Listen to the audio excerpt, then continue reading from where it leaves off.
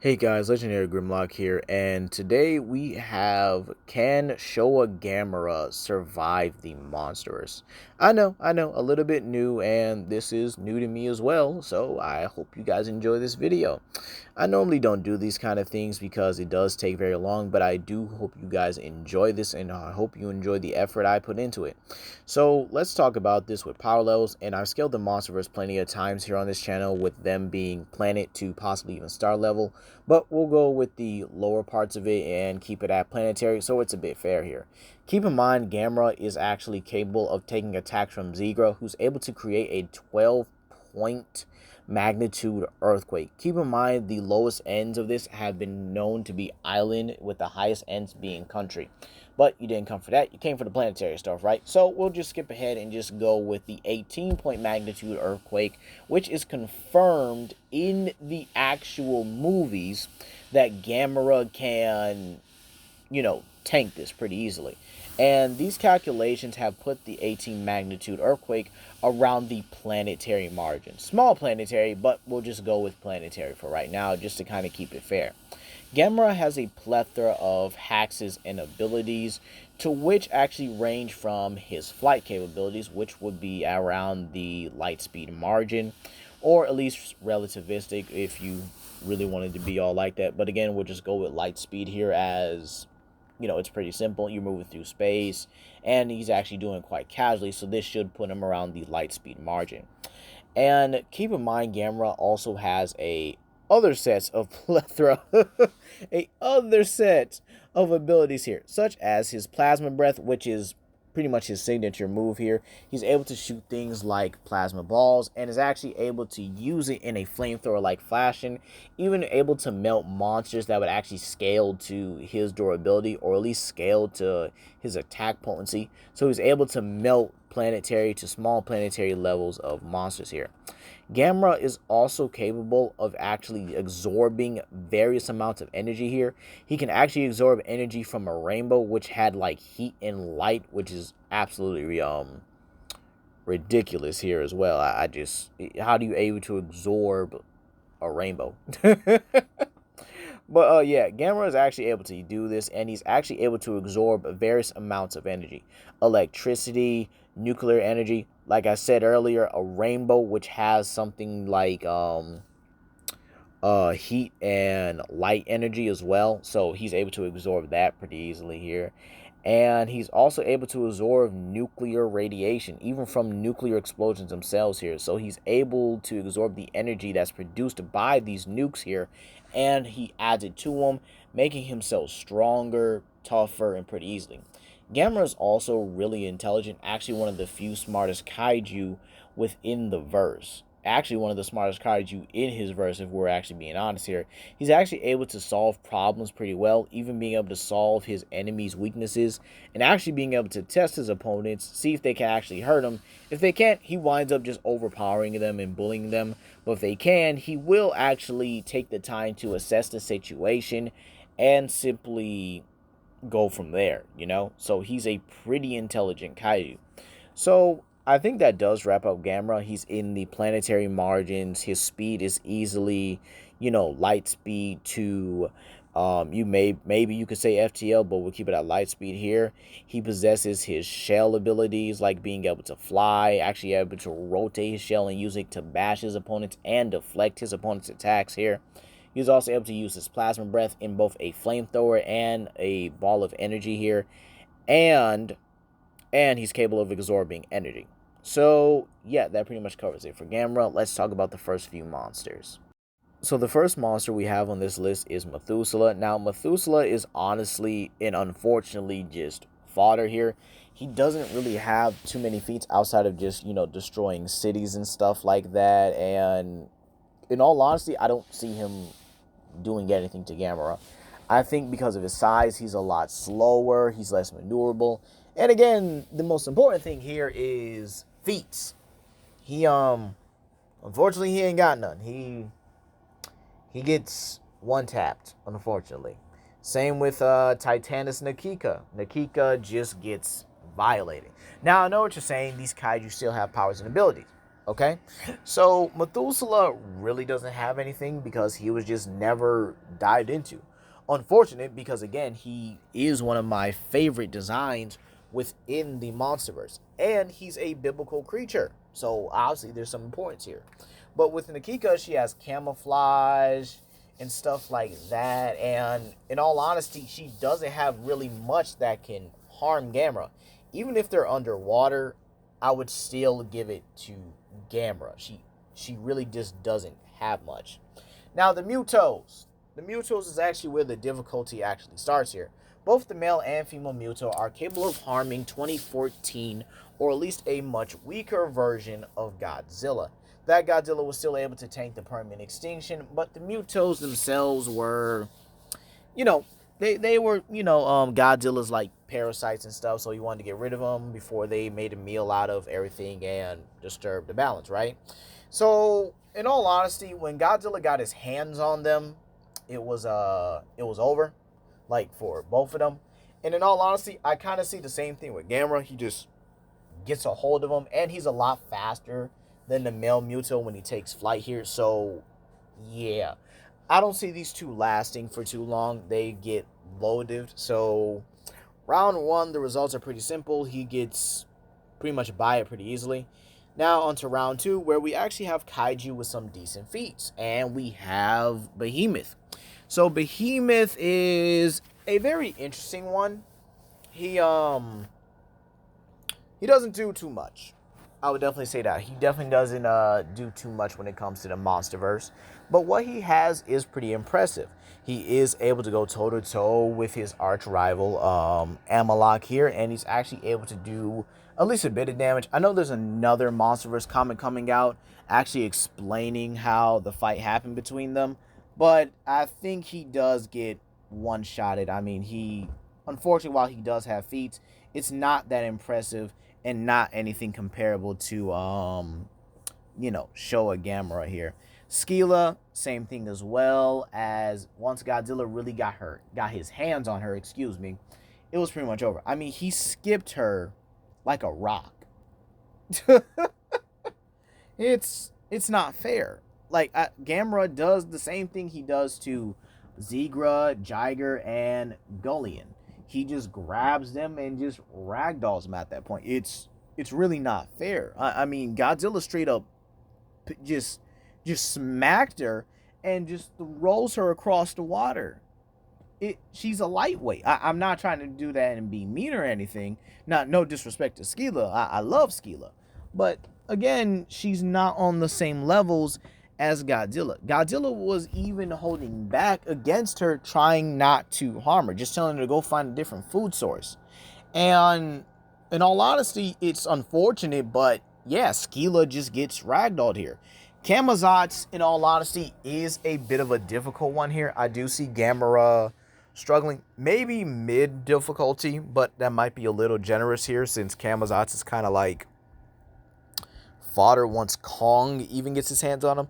Now, granted, Kong is Kong. Kong is still, I would definitely say Kong is stronger than Showa Gamera.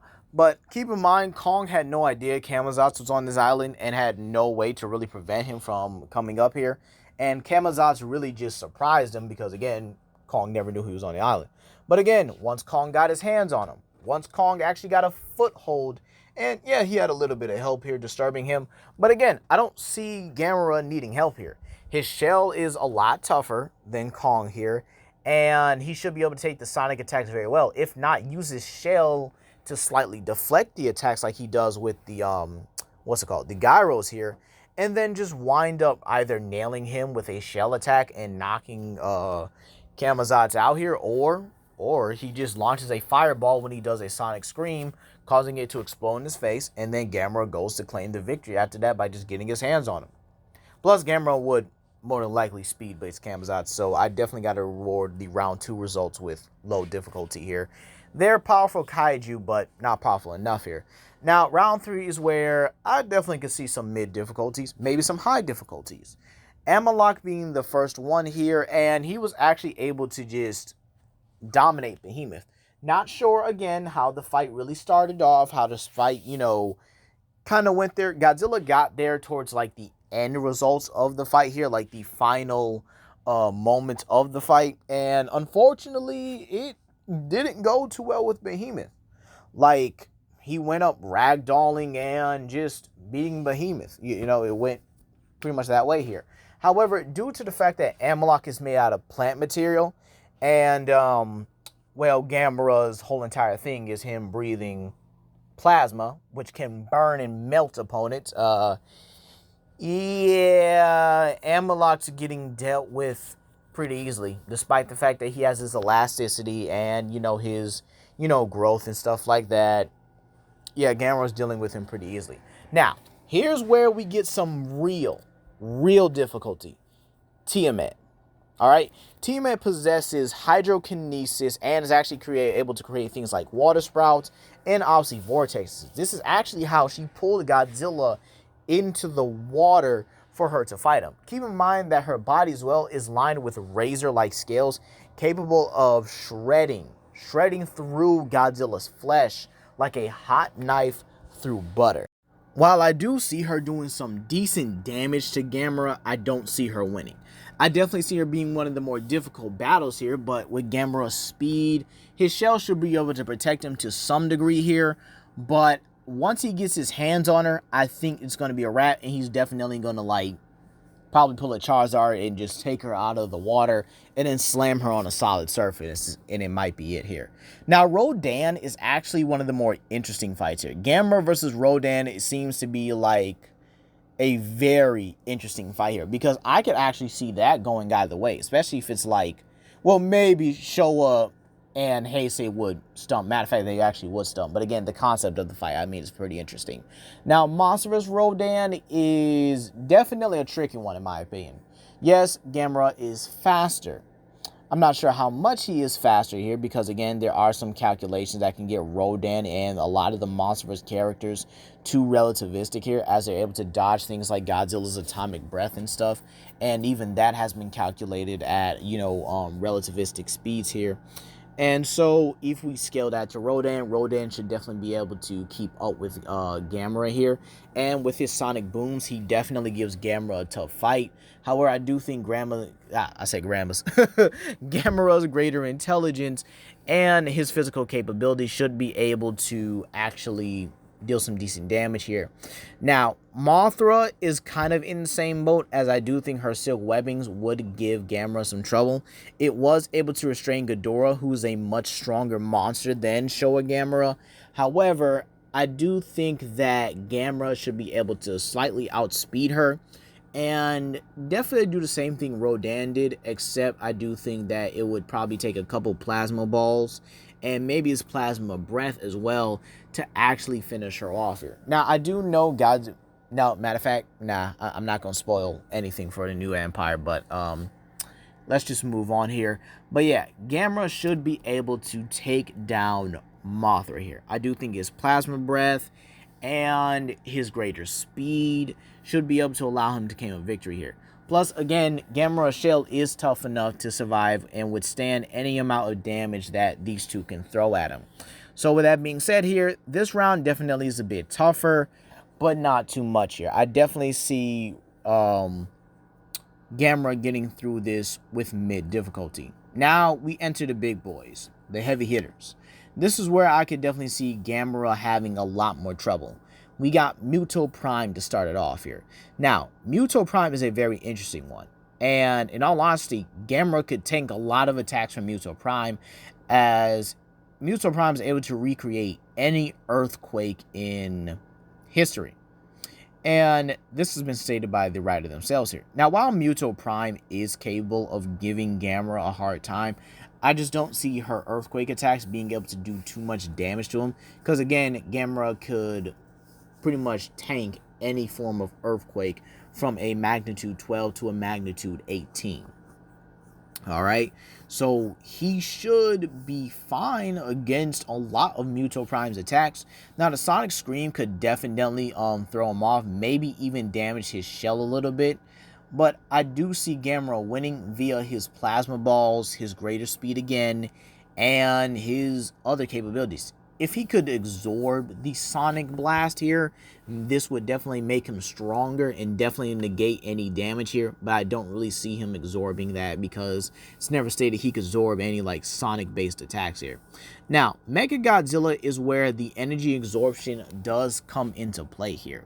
This is very important because Mechagodzilla has the Hollow Earth energy, the Proton Screen, which was able to significantly injure and even burn Godzilla's outer skin here. Keep in mind, this is a much weaker Godzilla than anything, but again, I do think that Mechagodzilla is actually his own downfall here. The amount of energy-based attacks are going to amp Gamera here. Plus, again, Gamera could still melt him. Yeah, he's made of titanium, and that's honestly the most fodder metal within the Godzilla community. I think we all can agree about that here. But again, it did take a lot for a weakened Godzilla and a weakened Kong to beat him. But again, Gamera should be around the full strength levels of a Godzilla King of the Monsters version of Godzilla here. Or at least, you know, a peak Godzilla and a peak Kong, or at least a full-powered Godzilla and a full-power Kong in this moment. Now, Mechagodzilla unfortunately loses just because he's using a lot of energy-based attacks here, and I would actually see Gamera taking this fight high difficulty. Both him and Muto Prime are very powerful, but I don't see them really stopping him here. He has the capabilities to take them down, the capabilities to simply outmaneuver and pressure them, and in all honesty, I just see him taking this more often than not. Now, we move to the heavy hitters. Now, this is where I could see Gamera stopping. And excuse me, I meant the big four. Kong, Godzilla, Ghidorah, Shimu. So, yeah, Kong with the Beast Glove and the Axe, I see it stopping here. He's able to easily dodge and react to Godzilla's atomic breath here, which again does get into the relativistic speeds here. And Kong is a lot more agile than Gamera. I also think their intelligence-wise, they're pretty equal here. So with the Axe and the Beast Glove here, I actually do see Kong taking a high difficulty win. I do think Gamera's fireballs and his speed is going to give Kong a hard time here. But at the end of the day, yeah, I could see the big ape actually coming out on top here, high difficulty. It's definitely 50-50. But I could see Gamera winning, but I could also see Kong winning a bit more than Gamera here. But I would love to see these two team up. Let's be real here. So, now we move on to Godzilla, the big boy. Now, this is pretty interesting because with Godzilla evolved and everything, and we know that's a lot stronger than a base Godzilla. And this fight is actually a lot tougher than Kong versus Gamera. Keep in mind as well, Gamera could absorb nuclear energy, and this could very well put Godzilla on the back foot for a large majority of the fight here. And we also know Godzilla is able to absorb radiation as well.